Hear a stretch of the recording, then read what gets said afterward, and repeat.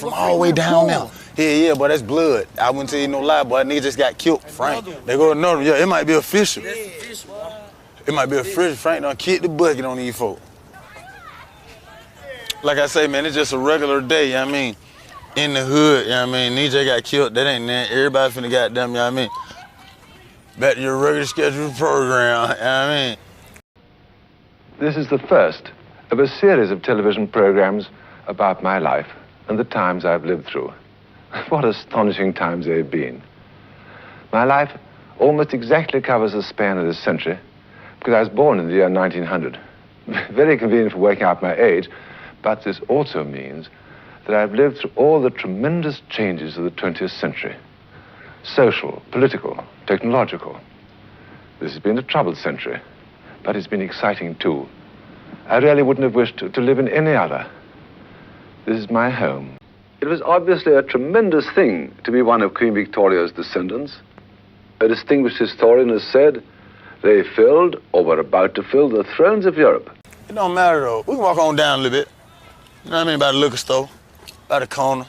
Show you the spot where my brother got killed at. You know, like when a motherfucker die, or when your home members, a team member, you get him some bags, or you get him some goddamn, some flowers or something, you know what I mean? You put right there. Just remember the spot, you know what I mean? This my brother right here. Yeah, Frank Snow. R.I.P. Snow. He got killed right here on that corner. He got shot right there. He came right here, but he ain't died right here. He got shot 3 times. He fucked around and made it to the hospital, you know, and everything, but when they put that medicine and all that shit in him, that made him die, you know what I mean? But that same thing, he probably would have pulled through, but you know, God got the answer to everything. But yeah, he died right here, you know what I mean? We put the flowers and all that out there every year. I got them, that was my real brother, Antonio James Snow. 2 days later, a signal went out from the Admiralty. Tomorrow, Wednesday, the first fleet is to leave Portland for Scapa Flow. Destination is to be kept secret.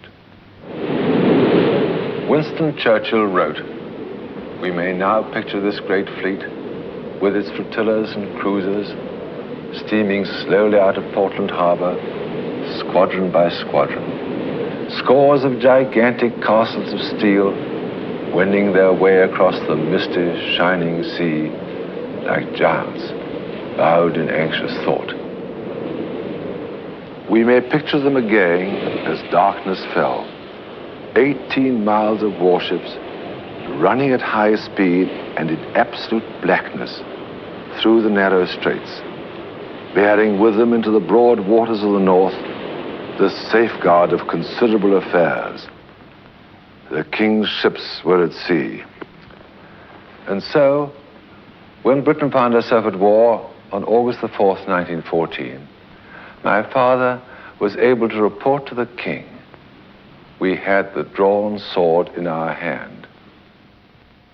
My first shooting was right here in front of this door. Had a nigga tried to rob me and my brother named Snow. I never forget it. Snow had a 22 with 2 bullets in it. The nigga came right and he ran. He robbed my brother right there. They had the car parked right here. He ran out the driveway and brother like, shoot him, shoot him, shoot him. I was spooked. Shot the 2 times. Bow, bow. Tried my best to hit him, but missed him, but the nigga know not to never try that again. And then, boy, I got my rank right then, like this nigga here bust on the motherfucker know not to fuck with me no more. After then, it was straight really ruckus with me, but. In this photograph, my father and I are wearing costumes given us by my uncle, the Tsar of Russia. My father was dressed as an imperial falconer, and I was a Cossack. My mother took charge of my education. In fact, I didn't go to school until I was 10. This was a positive advantage because she had a flair for teaching. She made it all interesting.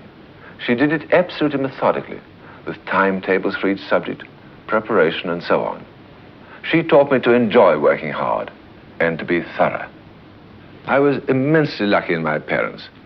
My father's interests and talents extended well beyond his profession. He was a fine musician, and he could draw and paint well. My mother was a woman of wide knowledge and culture. He came really from a most extraordinary family background. His mother, my grandmother, was an extraordinary character, tremendously well informed, and with an ability to argue and to discuss intelligently any subject you care to mention. She was the nearest thing to a perambulating encyclopedia that I think anybody could possibly conceive. I told her she was a girl, and she was cool as a motherfucker. She just didn't take no shit from nobody. What you doing that for? Oh, I told her I'm finna make a book.